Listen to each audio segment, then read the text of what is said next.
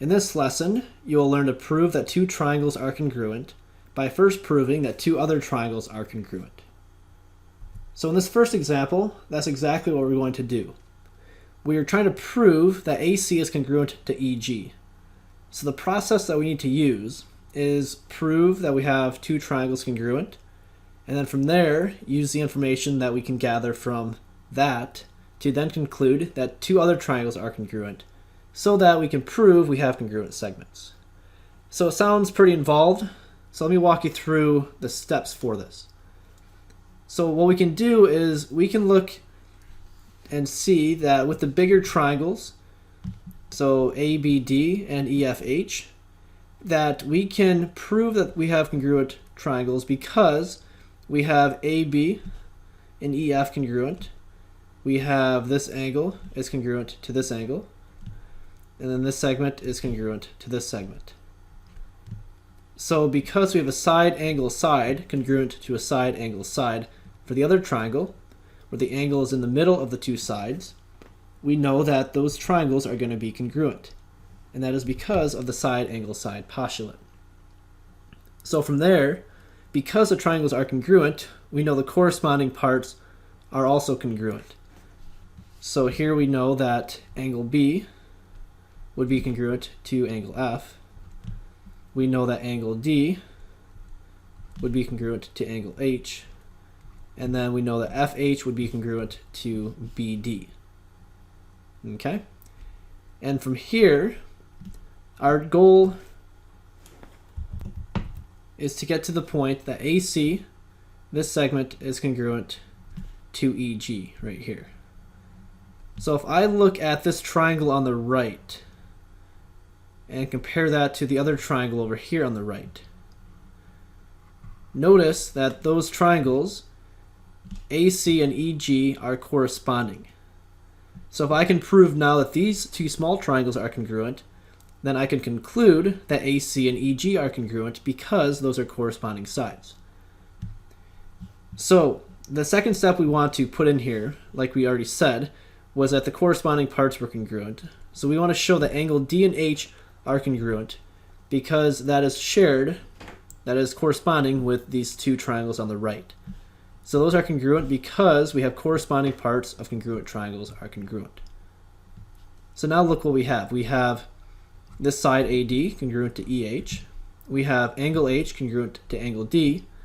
We have CD congruent to GH. So we have a side angle and side congruent to a side angle side over here. So we have congruent triangles because of the side angle side postulate. Okay, now because those triangles are congruent, we can therefore conclude that AC and EG are congruent because those are corresponding parts. So AC is congruent to EG because the corresponding parts of congruent triangles are congruent. Here's another example. We are given that angle 1 is congruent to angle 2. We're told that angle 5 is congruent to angle 6. And we're trying to prove that AC is perpendicular to BD. So AC, this diagonal, is perpendicular to BD. Now to do this, we want to kind of think, how do we prove that these two segments are perpendicular? What do we need to know to make that happen? Well, for that to happen, if we know that angle 3 and 4, these two angles are congruent, then if those are congruent, that means they must both be 90 degrees because they're going to add up to give me this entire line, which the line has 180 degrees. So my objective is to get to the point that angle 3 is congruent to angle 4. Well, how do we get to that point? Well, if I can show that we have congruent triangles, then I can show the corresponding parts are congruent. So if I can prove that this triangle on the top left, ADO, is congruent to triangle AOB, then those corresponding angles are congruent. So maybe let's jot that down. We want to know that angle 3 is congruent to angle 4. But to make that happen, we need to have those triangles congruent. So we're kind of thinking backwards here. Where do we need to end up? So we need AOD congruent to triangle AOB. So the question is, how do we get to that point? How do we prove that we have those two triangles congruent? Well, we have an angle congruent already. We have angle 1 and 2 congruent over here. Maybe we can use this angle 5 and 6 that are congruent as well. So let's start on the top now, kind of meet in the middle somewhere. So we got the bottom two steps. Let's start here at the beginning.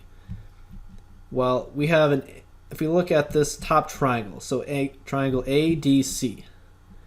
So this top triangle ADC and the bottom triangle ABC.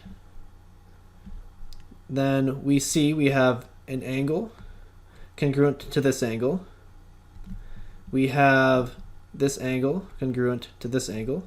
Let's put two lines through those. And then notice that AC, this side, is shared with this top triangle ADC and this bottom triangle ABC. So we have an angle, a side, an angle congruent to an angle, side, angle for this other triangle. So because of the angle, side, angle postulate, we have congruent triangles. Our first statement should always be the given, and then from there we can say that we have AC is congruent to itself. We need to put that step in there. That's reflexive. And then once we have that, we have angle, side, angle. So we have those triangles congruent. So now that we have congruent triangles, maybe we can use that to determine other congruent parts. Well, remember our goal was to show that triangle AOD, this top left little triangle, is congruent to the bottom left triangle AOB. So if I show that AD is congruent to AB, that is one step closer to showing that we have those congruent triangles. And those would be congruent because we've already shown that the top and the bottom big triangles are congruent. We've shown that ADC and ABC are congruent. Well, because they're congruent, then AD and AB are congruent. And that is because those are corresponding parts of the congruent triangles. So now let's erase everything else and just put in what we're looking at. So we're looking at now this triangle. We want to get this triangle congruent to this triangle down here at the bottom.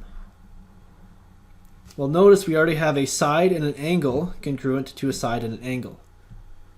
But then notice that AO right here is a shared side. It's shared with the top and the bottom triangle. So because it's being shared, I can say it's equal to itself, which is the reflexive property. And then now we have congruent triangles. We have AOD congruent to triangle AOB. And the reason is because we have a side, angle, side congruent to another side, angle, and side.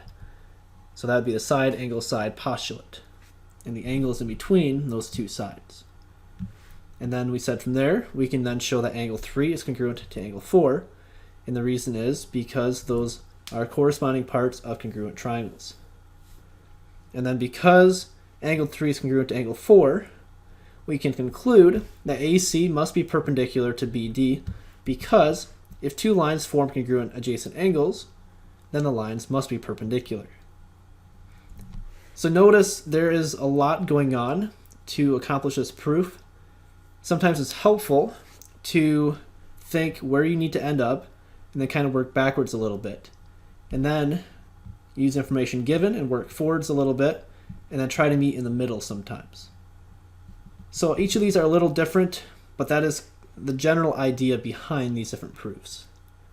And that concludes our lesson for today. We will see you next time.